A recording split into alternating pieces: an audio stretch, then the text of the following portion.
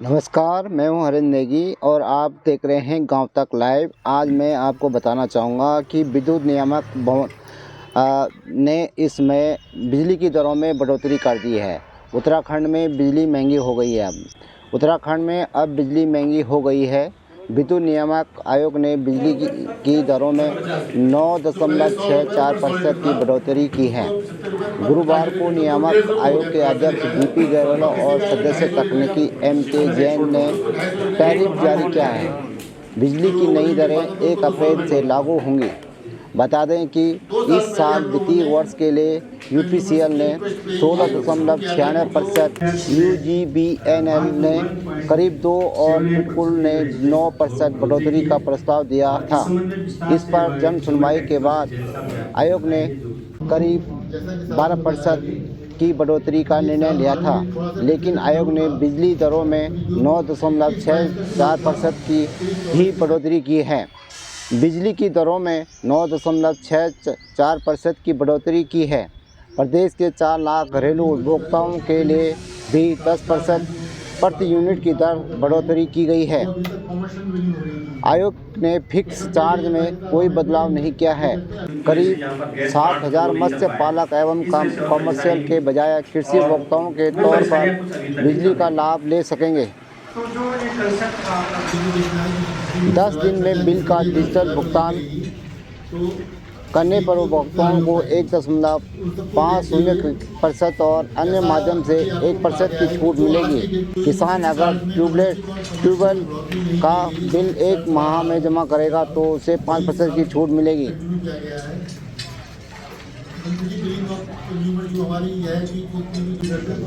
आपको बता दें कि जो घरेलू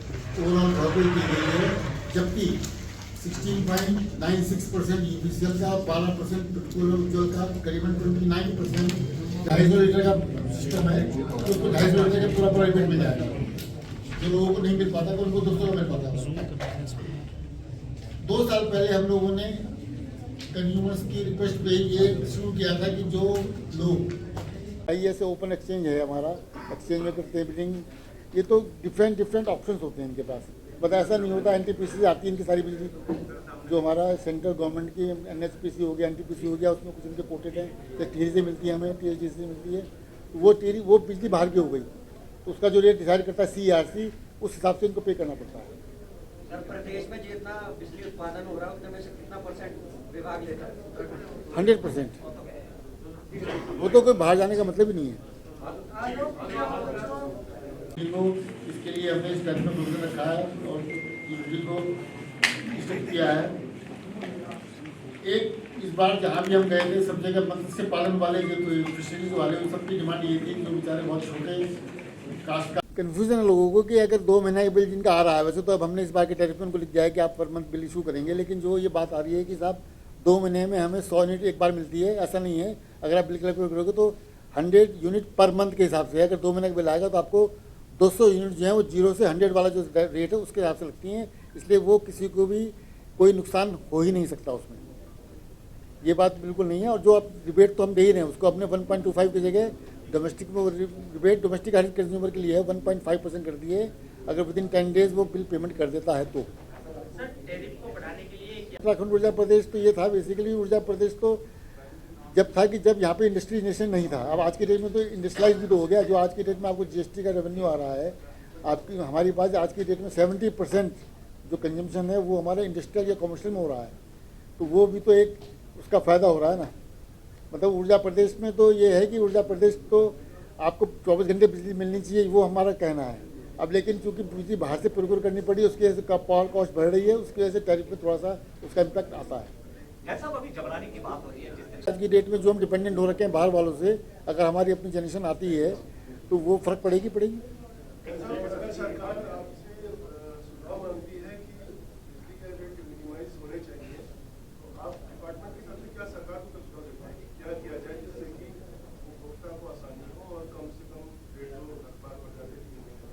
कि सरकार हमसे इस मामले में सुझाव मांगने वाली बात नहीं आती है, क्योंकि हमारा जो वर्क है, हमारा वर्क तो ये है कि हमें प्रूडेंस चेकिंग करनी है इस बात की कि क्या वो हमें जो एरआर दे रहे हैं कि हमारी रिक्वायरमेंट क्या है, उस रिक्वायरमेंट को कैसे पूरा करना है, वो रिक्वायरमेंट जेन्युइन है नहीं है, तो वो चेक करके हम तो ये देखते हैं कि अगर रिक्वायरमेंट में कुछ कमी बेसी है वो कम करते हैं। जैसे इस बार भी इनकी रिक्वायरमेंट तो सब मिला के 29% की थी, हम लोगों ने जो अलाउ किया वो 9.69% किया है, और या हम इस अब जो टैरिफ चल रहा है उससे 1.79% किया है।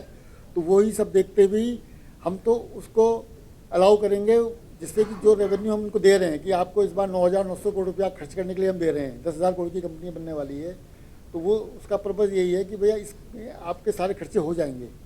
अब उसके बाद आप बात कर रहे हो इंडिविजुअल टैरिफ की, तो उस पर टैरिफ का रेशनलाइजेशन हम नहीं कर सकते। हम लोग तो जो टैरिफ का जो क्रॉस सब्सिडी को देखना पड़ता है हमें, जिसमें बात होती है कि साहब हमें 20% प्लस माइनस करना पड़ता है। आपको बताऊं कि जो लास्ट ईयर हमारा डोमेस्टिक में क्रॉस सब्सिडी थी वो 19.8% थी, उसको भी हमने बढ़ा के 20% कर दिया, जिससे कि लोगों को बोझ कम पड़े। तो अपने हिसाब से तो हम लोगों ने मैक्सिमम बेनिफिट देने की कोशिश करी है। और 3-4 चीज़ें जो मैंने आपको बताई अभी, कि जैसे मछली पालन वालों को हमने पहले कॉमर्शियल बिल हो रहा था, उनको हमने डोमेस्टिक में किया है, वो एग्रीकल्चर अलाइड में किया है। ऐसे ही इंडस्ट्री वालों को भी जो 80% बिलिंग थी उसकी 75% डिमांड पे बिलिंग कर दी है, वो 1.25 की जगह 1.5% रिबेट बढ़ा दिया है। ऐसे ही हमने जो PTW कंज्यूमरों को 5% अगर बाई मंथली बिलिंग के लिए कहा है, और 5% उनको रिबेट के लिए कहा है कि आप 1 महीने के अंदर पेमेंट करते हैं तो 5% रिबेट मिल जाएगी, तो एग्जिस्टिंग टैक्स से उनको 1 पैसा कम पड़ जाएगा। ऐसे ही हमने सोलर वाटर हीटर जो कि बहुत साल से 100 रुपीज़ पर 100 लीटर था, उसको हमने 75 रुपीज़ पर 50 लीटर कर दिया है। तो वो सब मेजर्स हम लोगों ने इस बार लिए हैं, जो कि मैं समझता हूँ पब्लिक को अच्छा लगेंगे। UERC द्वारा वर्ष 23-24 का टैरिफ निर्धारण किया गया है, जिसमें कि UPCL, उज्ज्वल और पिटकुल के द्वारा जो 29% का डिमांड किया गया था, उसके अगेंस्ट जो टैरिफ इस टाइम चल रहा है आफ्टर APPS, उसमें सिर्फ 1.79% की बढ़ोतरी हुई है, और जो लास्ट ईयर मार्च में टैरिफ दिया गया था उससे 9.64% की टैरिफ की बढ़ोतरी की गई है। सर, इस वित्तीय वर्ष ऊर्जा विभाग ने 9,000 करोड़ का राजस्व का लक्ष्य रखा था, तो उसमें कितना अब तक कलेक्ट कर चुकी है राजस्व? इस साल की तो फिगर अभी हमारे पास नहीं आई है, क्योंकि हमारे पास जो टैरिफ आता है वो अक्टूबर तक की फिगर आती है। इस बार की टैरिफ तो अभी मार्च तक उनका चल रहा है, वो आएगा। लेकिन जो इनकी कलेक्शन एफिशिएंसी है दैट विल बी अबाउट 99% जो उन्होंने हमें बताया है।